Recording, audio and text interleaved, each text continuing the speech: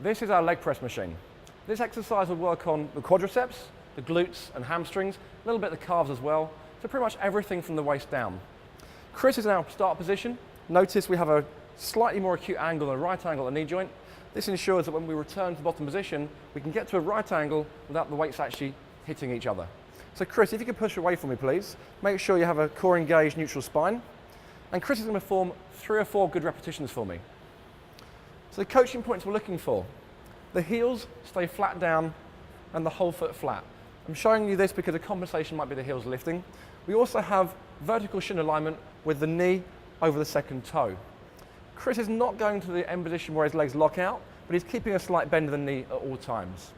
We have a neutral spine with his lumbar pushed into the pad to maintain good alignment through the hips, the spine, to the shoulder, and to the ear as well. Another couple of reps, Chris. What we'll do now is I'll show you a couple of compensations. Chris, when you push up this time, just let your heels lift slightly. This is a very common compensation, indicating that someone's overusing the quadriceps and they're not really pushing through the heels to help get good glute activation.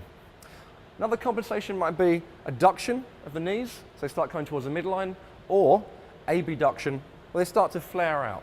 Whereas we want to keep the knee over the second toe, vertical shin alignment at all times. Also, what might happen as Chris pushes away on the next repetition, here and show you, people tend to push through the shoulders, letting the lower back and the lumbar lift off of the pad. So we do finish on a few good repetitions again.